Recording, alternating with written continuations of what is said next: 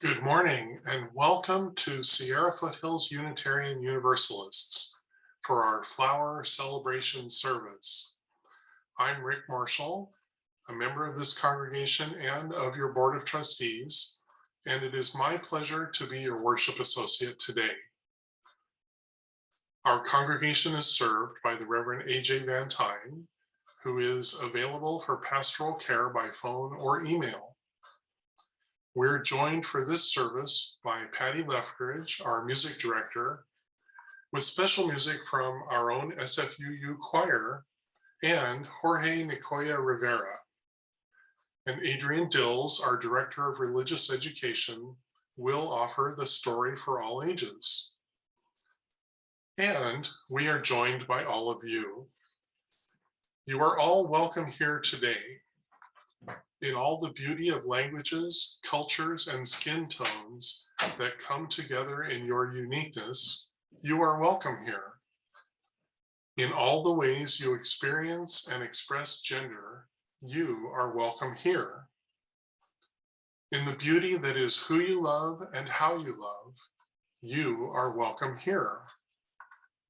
In the varied ways you move through and interact with the world, you are welcome here. With all the religious and ethical traditions that inform your spiritual life, you are welcome here. Whether you come feeling despair or hope for our world and its future, you are welcome here. In all the ways you flower and bloom as a unique member of the bouquet of humanity, you are welcome here. No matter how long you've been away, nor how soon you will return, you are welcome here. You are invited to join us with an open mind, a loving heart, and willing hands. We welcome you today. Thank you, Rick. And I want to offer my own welcome as well. It's good to see everybody's shining faces on this flower celebration Sunday, this Mother's Day. Happy Mother's Day. And I also want to especially welcome any newcomers who may be with us today. Thank you for choosing to spend your Mother's Day Sunday morning with us. I just want to make sure everyone knows that you are invited to create some art during the service this morning. So there are a few coloring pages that were available one was in the eBeacon, and there's actually two we can put links into now if you feel comfortable going to those links and printing those out real quick, or you can just grab some paper, some pencil, and draw some flowers, a bouquet of flowers, a vase of flowers, whatever strikes your fancy, and color those in with pencils, pen, crayons, or black and white, whatever you like. But the invitation is that since we are not able to do our flower celebration in person in the ways that we normally might, we will create this art and share it with each other using the gallery view of Zoom. So now I invite Rick to begin our worship by leading us in lighting our chalices. We light our chalice with these words adapted from Jennifer McLaughlin. As the first hint of green begins to peek through the barren ground, as that little sprig grows into a healthy stem, as that stem grows into a stalk and forms a bud, as that bud slowly opens with each new day to form a yellow daffodil, let us be like that first hint of green, renewed by the warmth of the sun's rays, and ready to emerge with a new energy, ready to face the day. We light this chalice to bring a glimmer of that warmth into our community. Now, please join with the SFUU choir in our opening hymn, Spirit of Life.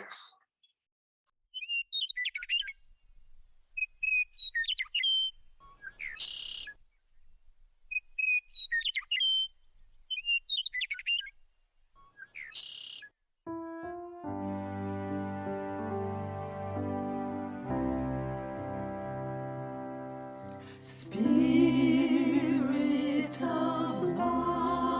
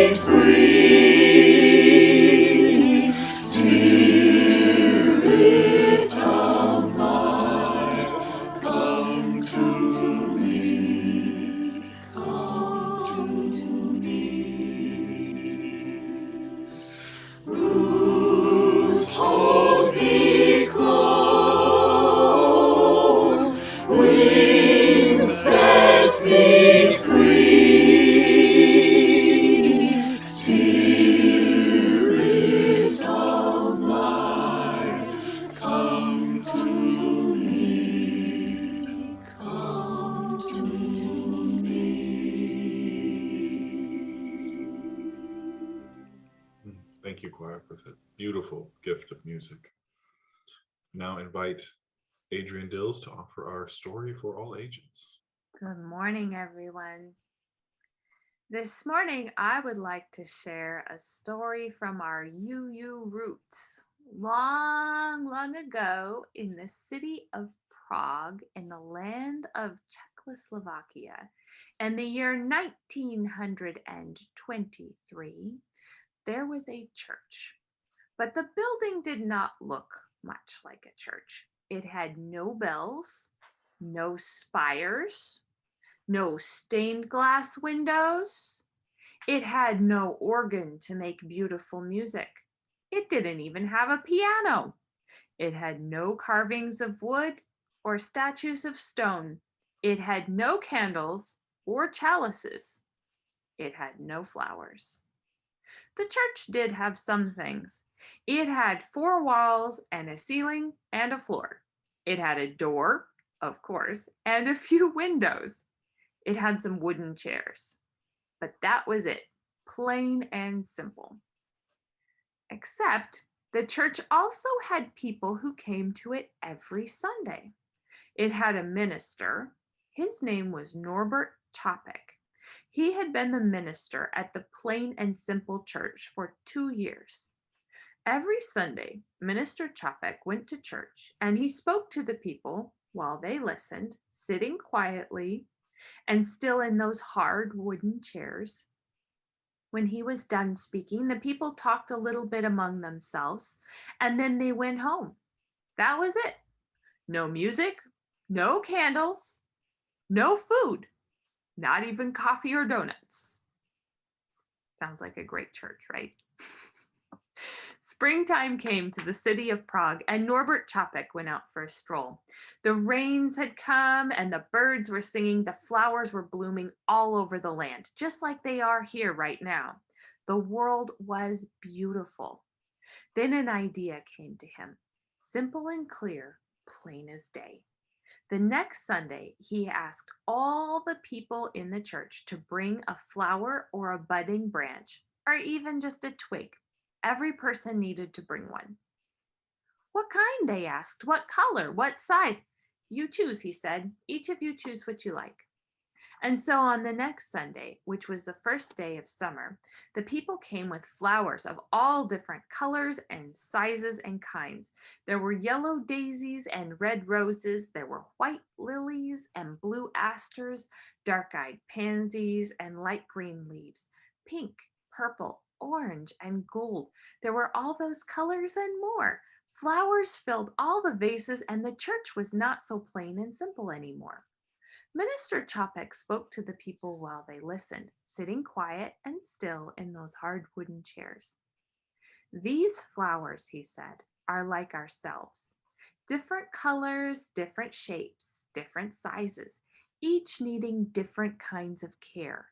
But each flower is beautiful, each one is important and special in its own way.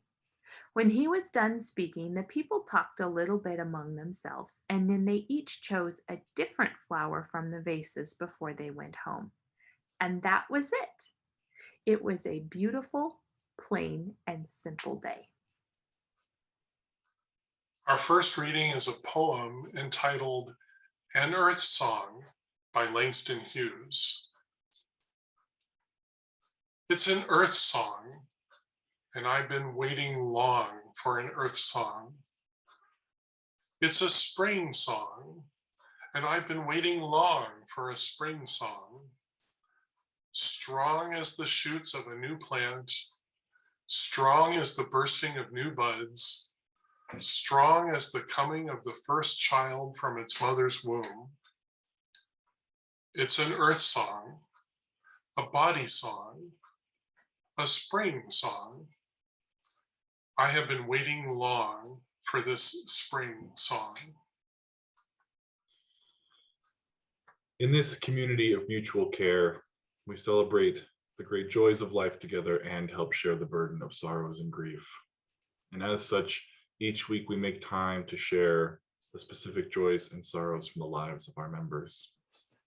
If you have a joy or a sorrow that you would like shared on Sunday, you can email joysandsorrows@mysfuu.org at any time with what you would like said.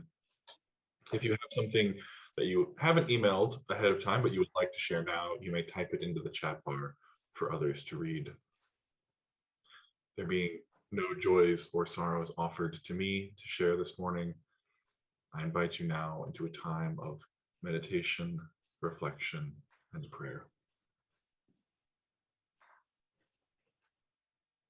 Great mystery which grounds us and surrounds us all. Divine presence, known by many names and in many ways.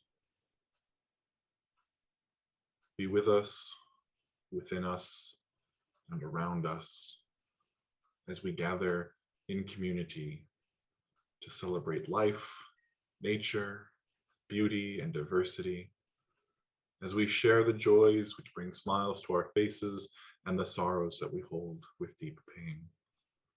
Whether we share explicitly the details of our lives or simply come together knowing that this community is here, that we are here for each other, that I am here for you and you for me in all our times of tribulation and triumphs.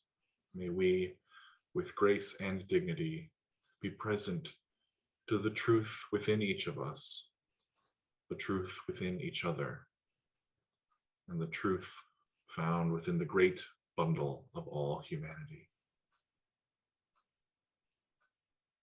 Spirit of love and compassion, help us to hold the grief and anticipation of our times as the COVID vaccination effort continues, and yet as we wait expectantly for those 12 and up to become eligible for the vaccine in our country, and as we bear witness to the great magnitude of grief and loss in India and other countries, as India becomes a flashpoint for COVID surging, as they and their neighbors struggle against what is likely a new variant, and as the world struggles to equitably and ethically distribute the doses.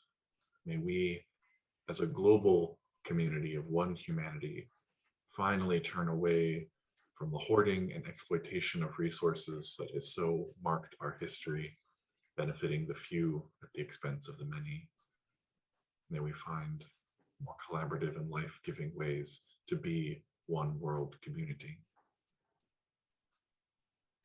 As a world community, we grieve also with Afghanistan after the attack in Kabul this week near a school left 30 dead and over 50 injured.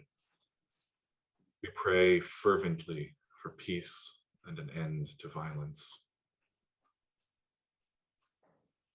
Closer to home, we hold the apprehension in our hearts and in our throats as fire season begins in earnest, as we find ourselves in the midst of our first red flag warning in this region. We pray that such a dry and hot winter and spring that we've seen, while yielding dangerous conditions for this summer, may also yield greater caution and care and intention from everyone. We pray for our leaders to prioritize fire mitigation and climate conscious reforms that are desperately needed, not just for our own ecosystem, but for the sustainability of the entire planet. Spirit of life, help us also to hold the complexity of today's holiday, of Mother's Day. A day of, yes, joy and gratitude for mothers who have mothered us, for honoring the labor of women often overlooked and uncounted in the domestic sphere or otherwise, and dedicating ourselves to a world of peace, as was the stated goal of the original pre-Hallmark Mother's Day. And let us hold that it is also a day of sorrow and difficulty for many. For those whose wish to become mothers is not fulfilled, for those whose relationship with their own mothers or with their children is not what they wished it could be, is not what they felt it should be. On this day, we hold all the complexities of motherhood, of our relationships to mothering and mothers. We hold these with grace, tenderness, and love. Finding ourselves here on this day and now in this space made holy by our connections to one another, I invite you into stillness, to turn your attention to your breath, closing your eyes if that's comfortable, and just for a moment, let the thoughts and worries of the day go and return to your breath, in and out. A steady breath that is always with you and within you.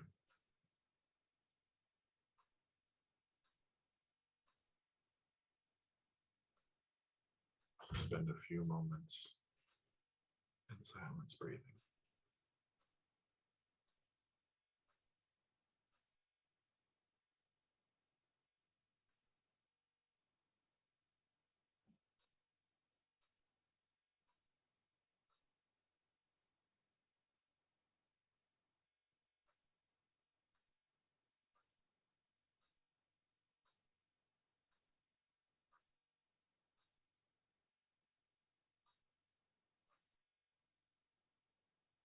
Now return to your breath.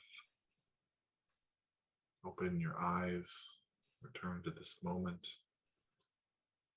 And I invite you to continue in this spirit of reflection, meditation, and prayer as we hear hymn 352, Find a Stillness.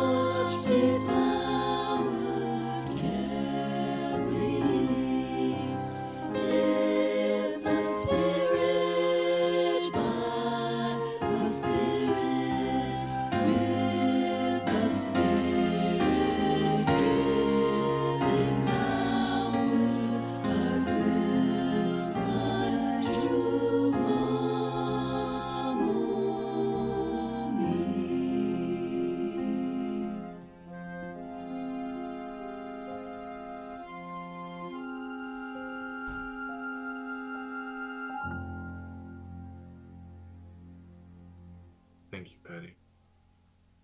And I'll invite Rick to offer our meditative poem. The poem is entitled May Flower by Emily Dickinson.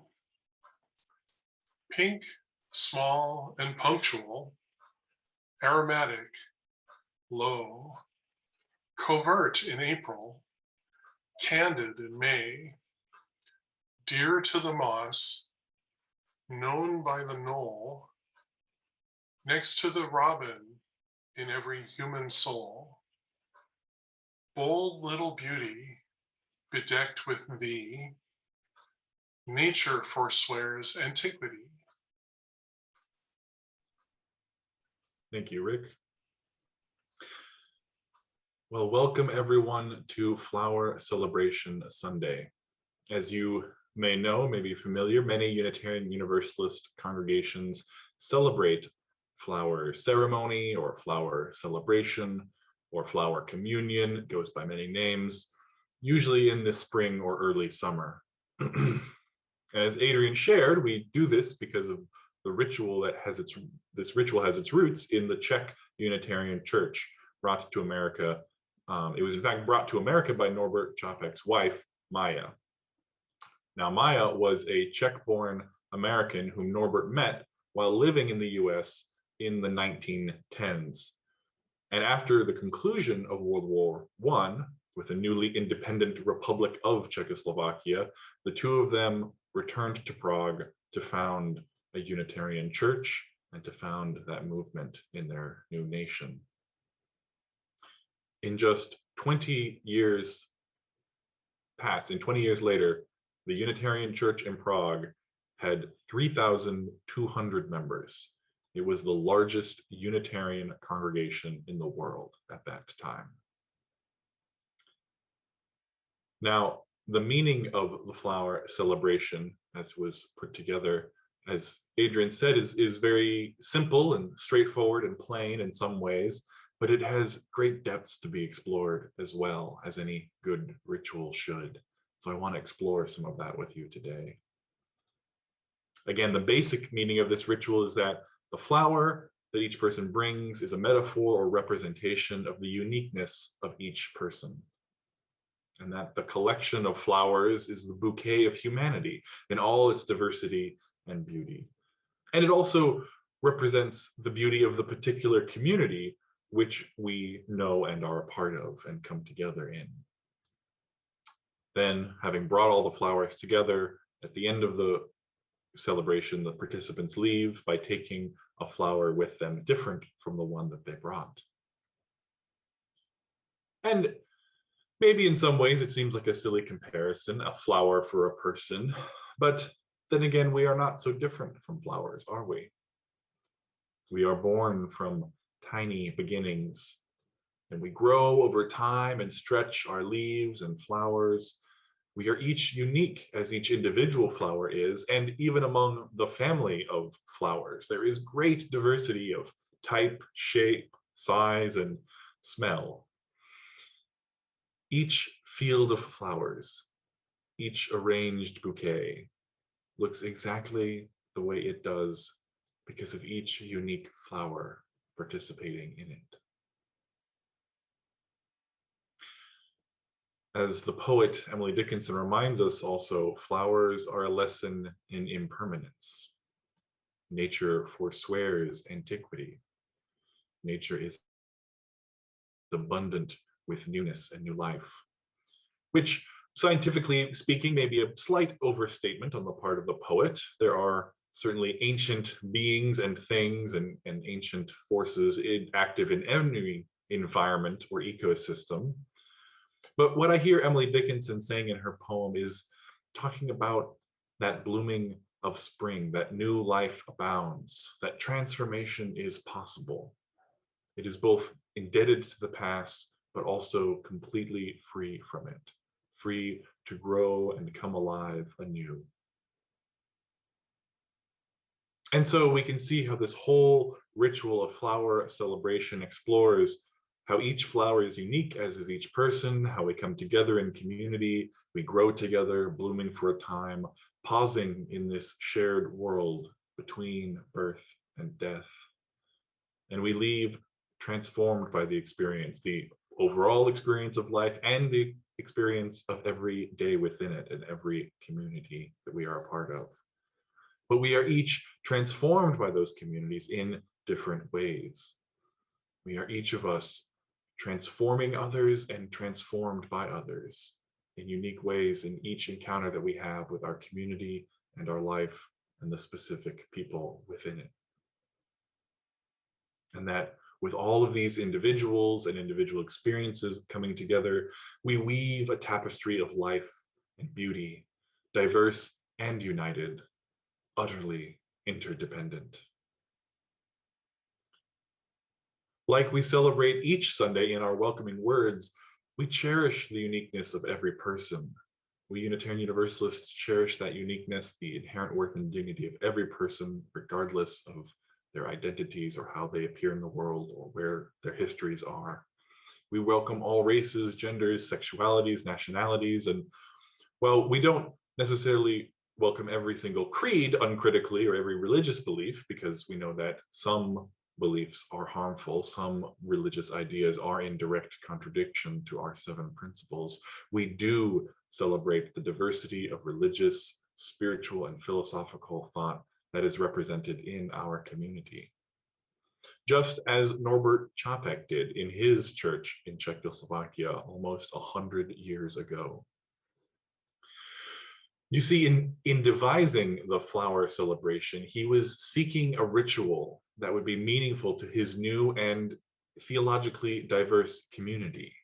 These were early Unitarians, they were non-creedal. He wanted to help unite and articulate the progressive and non-dogmatic beliefs of his Unitarian community without alienating any of the particular participants, understanding their broad religious backgrounds, including folks from Catholicism, Protestantism, and Judaism were present. This is in fact one of the reasons why he was very clear about it not being a flower communion, actually. Because communion is a very strong and specific meaning in Christian traditions, although Catholics and Protestants may understand it very differently. And both folks leaving those traditions may not have wanted anything too similar to such an essential Christian ritual, and those who were coming from the tradition of Judaism would not have probably appreciated something phrased in such a Christian way, such a Christian frame. And so the best translation into English for what they called it, of course, in their Czechoslovakian language or Czech language was flower celebration is the most accurate translation. Although many UU congregations, if they don't use communion, will say flower ceremony. Which is part of the reason why I'm being intentional about not calling it communion, but it's not to say that I think no UU congregation should ever have a ritual that they call a flower communion, because I do think that language and religious practices absolutely can and should shift and change over time. But I would say that congregations should be intentional about their language. And so they should have reasons behind using words like communion or ceremony or celebration and be intentional about that, not simply calling it flower communion because it bears some resemblance and that's what we've always called it. Because of course it's not what we've always called it, because that's not what it was called originally. And so for us this morning, since we are grounding our observance in the story of Norbert Čapek, I wanted to be very intentional about calling it flower celebration. And as history moves forward, we find ourselves in a moment of needing to adapt the original ritual. With the pandemic, there's no easy way to have everyone bring our flowers together and then each take a new one away at the end, creating a beautiful altar of flowers during the middle.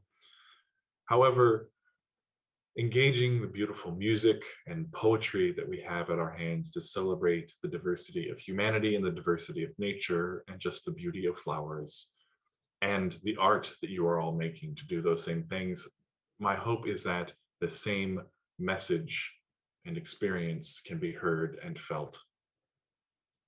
I'm very grateful to our music director, Patty, for getting inspired to do something special for flower celebration this year. That was part of the impetus to do this service this way, as it was her idea to collect the pictures that you all submitted of yourselves holding flowers, sitting in flowers, dressed in flowers, or even just your own artwork of flowers. And so she's put them together into a beautiful music video collage, a celebration of flowers, nature, humanity, and our own particular community right here, our own expression of humanity. And it's all set to a traditional Spanish folk song, reveling in the joy and the beauty of nature and humanity, sung by a wonderful guest musician for us this morning. So without further ado, here is De Colores.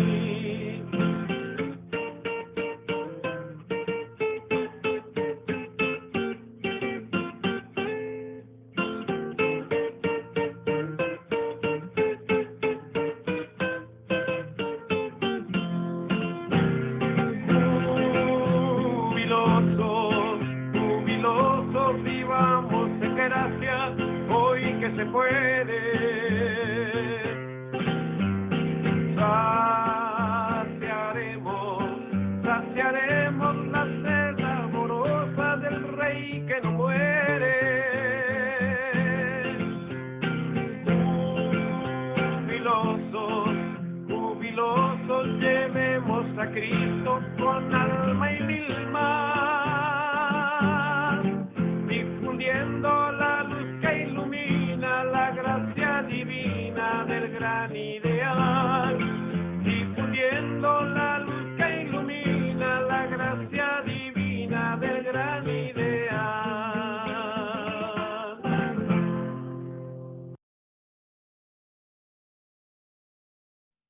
What a beautiful bouquet of humanity you all are. It's an earth song, and we've been waiting long for an earth song. It's a spring song, and we've been waiting long for a spring song.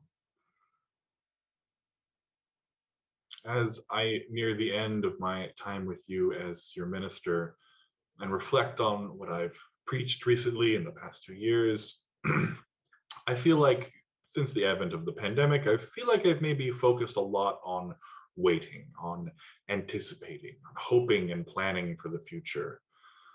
And this week, perhaps appropriately for flower celebration, it has felt like a bit more of experiencing that bloom rather than just waiting to bloom.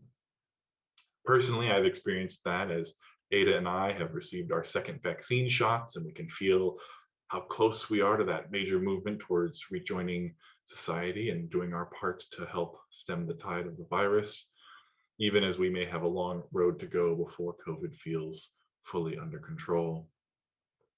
And in this community, we've had the exciting announcement about your next minister this week, Reverend Alex, and you should definitely stick around after the post the video introduction to them. So it feels like a week in which a lot is coming to fruition. A lot is finally breaking through the soil to soak up the sun. And I feel there is still always that longing, that waiting for the spring song. Because regardless of the season, it feels to me like it's one of those things that's really a both and, right? It can feel like a dichotomy. We can talk about it in that way, waiting versus arriving or having it arrive, for instance. But it's truly more of an always, already, both and. That earth song that we are longing for, it is both caught in that always awaiting, never arriving, eschatological horizon of our deepest hope and our highest aspirations. And also it is always already within us, springing, blooming. It is the metanoia, the transformation, the conversion that is always possible and always happening within our hearts. It's that turning away from our past mistakes and ways of being that no longer serve us and living into new and life-giving ways of relating to one another. Shying not away from conflict or from difficult conversations or from the tension that comes from living in a diverse community, in a diverse world. Not shying away from accountability and facing the ways that we may have hurt others or let down ourselves in our own deepest commitments. Because to continue the flower and nature metaphor, we know that composting is an important part of the work, right? That seizing of the difficult and the undesirable, that which we shy away from, and rather transforming it into the fertile soil for growth and change, the food and the fuel that helps us grow.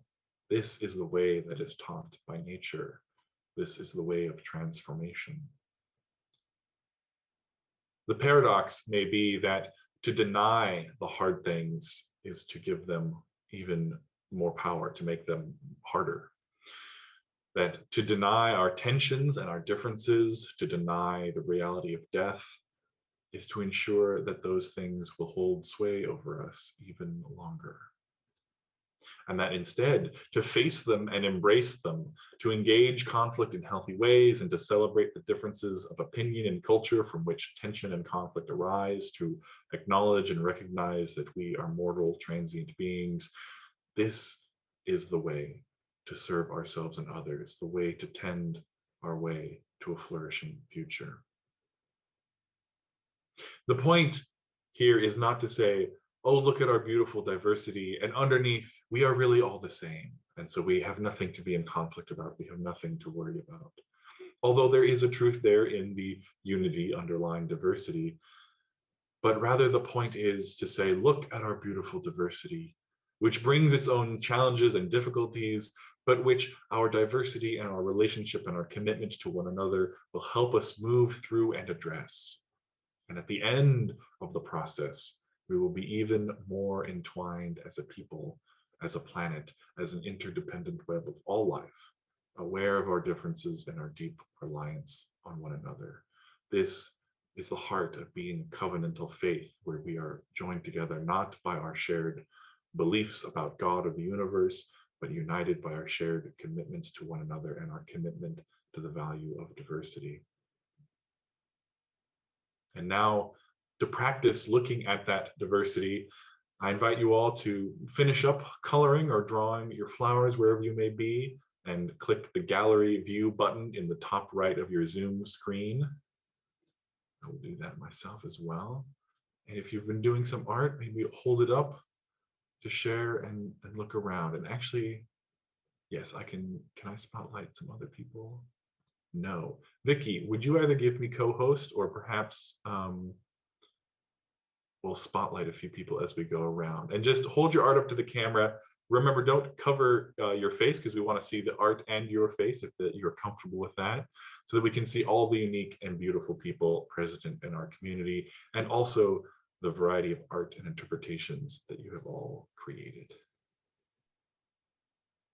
Beautiful yellow flowers from Millie. That's a beautiful rose. This is, it's like you drew your own flowers, which is beautiful.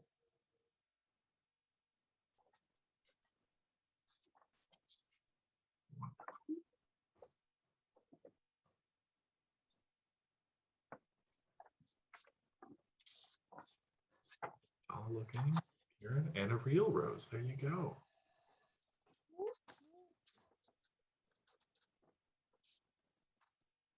Beautiful.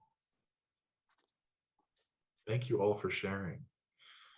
Each of us and everything that we create and everything that we are created by is unique and precious and sacred. May our vision ever grow, keeping us connected and grounded to the fact that we are of nature. Indeed, we are nature. And we are learning lessons, and that learning lessons from that nature of which we are all a part, may we continue to grow and stretch, reaching into the skies to the light of the sun and the unpromised future, just as we sink our roots deep into the dark earth and the histories and the stories that we carry with us. Please sing with me our closing hymn, number 78, Color and Fragrance.